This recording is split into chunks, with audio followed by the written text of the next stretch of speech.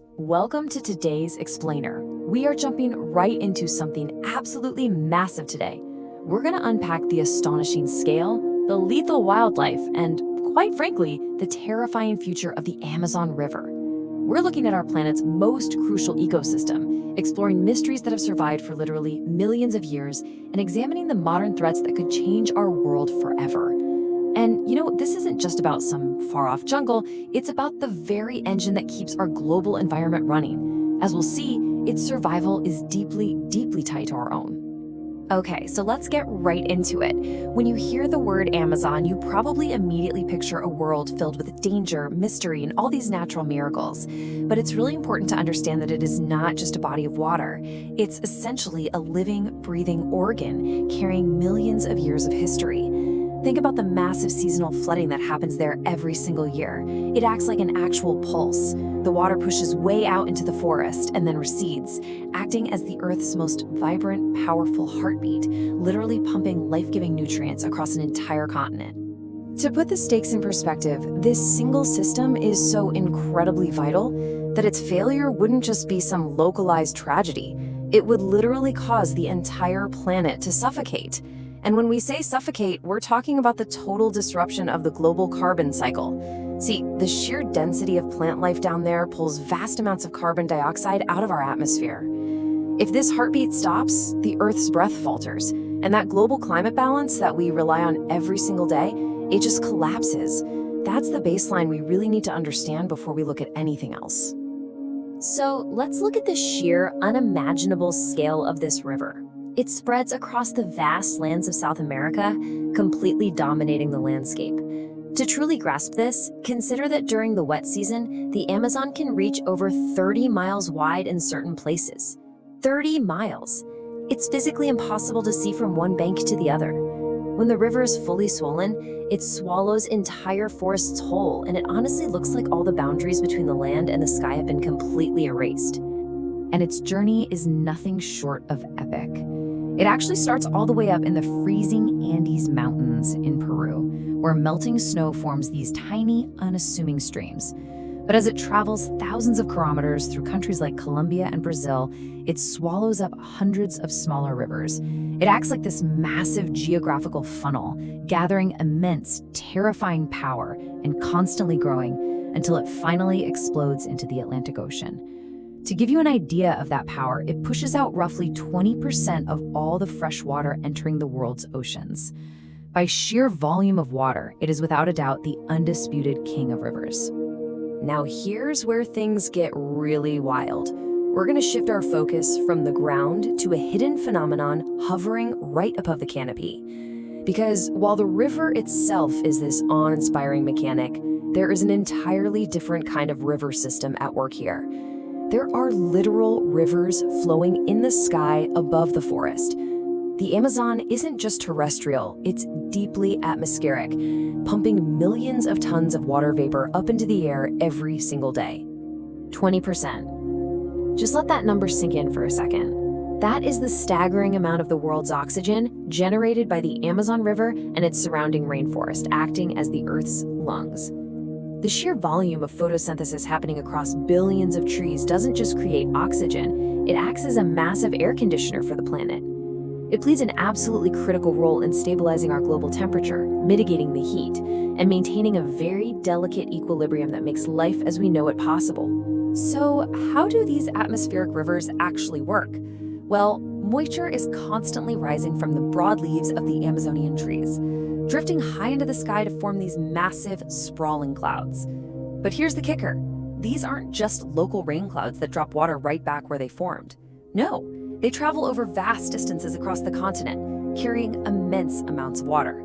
These flying rivers provide crucial rainfall to far-off agricultural regions that feed millions of people. If this intricate system breaks down, the global weather cycle would be thrown into absolute chaos, triggering massive droughts thousands of miles away. But, as beautiful and vital as this global engine is, we've got to talk about the dark side.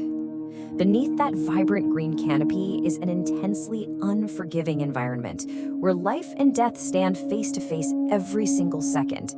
Make no mistake, it is a place as profoundly dangerous as it is breathtaking. Just beneath the murky surface lurk thousands of fish species, many of which are still entirely unknown to science, alongside a truly terrifying roster of predators. You've got piranhas with razor-sharp teeth that can obliterate prey in seconds. You've got giant anacondas lurking in the swamps with literal bone-crushing strength. Then there's the black caiman, one of the deadliest crocodilians on Earth, which can grow over 16 feet long and easily dominate the waterways. And hidden right there in the foliage are tiny, brightly colored frogs with skin so toxic that indigenous hunters historically carefully extracted the poison to coat the tips of their lethal blow darts. One small mistake out here can very easily cost you your life. Yet, despite all these lethal dangers, and the fact that modern technology hasn't even come close to mapping the whole area, there are people who successfully call this terrifying environment home. These communities possess a deep, ancestral knowledge of the jungle, built on generations of ecological understanding and a profound respect for the delicate balance of the rainforest. And the contrast between these two worlds is honestly staggering. Deep within the dense foliage, there are uncontacted tribes living entirely without the internet, without mobile phones, or modern societal rules. They survive perfectly in harmony with this deadly jungle through sustainable hunting and fishing, a balance that modern humanity is rapidly forgetting. On the flip side, you have modern outsiders who often view the Amazon merely as a resource to be extracted. Driven by a demand for wood, gold, oil, and land, they bring catastrophic clear-cutting for cattle ranches, illegal logging, and massive devastating fires. Actually, to understand how outsiders have always viewed this place, it's fascinating to look at this quick piece of history. Back in the 16th century, a Spanish explorer named Francisco de Orellana navigated these treacherous waters. Struck by a mix of sheer panic and awe, he reported fighting against formidable warriors along the banks, and that included women who fought fiercely right alongside the men. This incredible encounter directly inspired him to name the massive river the Amazon, referencing the legendary female warriors of Greek mythology. While those historical explorers braved the river out of curiosity, a quest for glory, or just sheer survival, modern humanity's curiosity has unfortunately morphed into devastating greed.